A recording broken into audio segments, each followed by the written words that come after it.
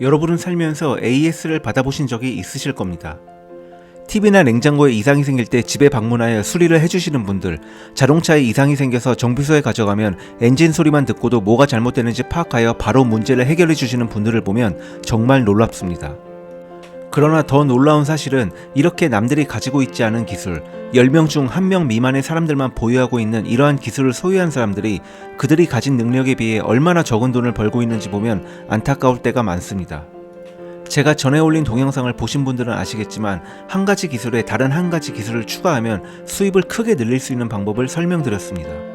그러나 대부분의 사람들이 한 가지 기술만을 가지고 평생 동안 열심히 일하면 결국 많은 돈을 벌게 될 것이라고 생각하며 살아갑니다. 안타깝지만 이는 사실이 아닙니다. 실제로는 한 가지 기술에 다른 기술을 접목시킨 사람들이 돈을 쓸어 담고 있습니다.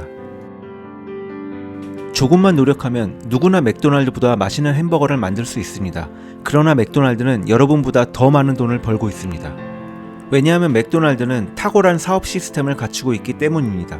수많은 사람들이 레스토랑을 창업하고 다시 폐업하는 이유는 그저 맛있는 음식을 만드는 데만 집중하고 사업에 대해서는 무지하기 때문입니다. 맛있는 음식을 만들기 위한 기술을 연구하는 데 일생을 보내면서 음식을 어떻게 팔고 홍보할지, 어떻게 배달할지에 대해서는 연구하지 않습니다. 다른 사람들이 햄버거의 맛에 모든 시간을 투자할 동안 맥도날드는 그냥 먹을 만한 햄버거를 어떻게 팔 건지에 시간을 투자한 것입니다.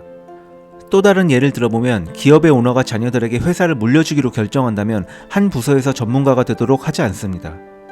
그들은 한 부서에서 다른 부서로 옮겨 다니며 사업 시스템의 모든 측면을 배우게 됩니다.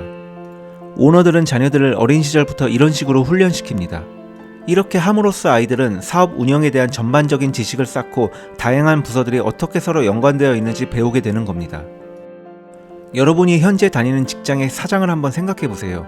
가끔 전문 지식이 부서장들보다 떨어진다고 느낄 때가 있을 겁니다.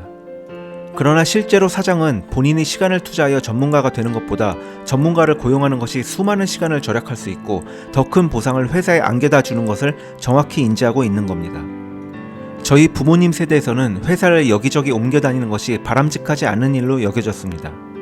그러나 요즘은 오히려 스마트한 행동으로 평가받습니다. 이들은 돈을 버는 것보다 배움을 추구하는 것을 우선시하기 때문입니다. 단기적으로 버는 돈은 적을지 몰라도 장기적으로는 더 큰 보상이 이들에게 올 겁니다.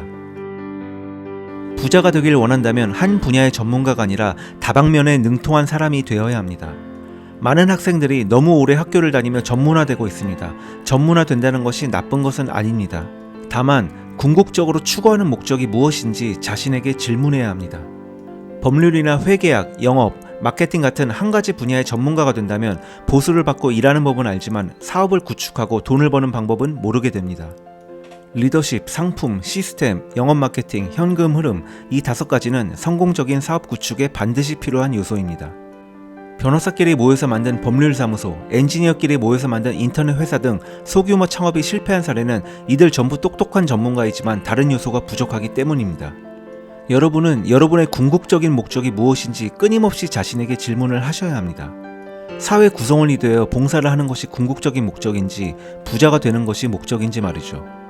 옳고 그른 것은 없습니다. 다만 부자가 되는 것이 목적이라면 한 분야의 전문가가 되는 것은 정답이 아닙니다.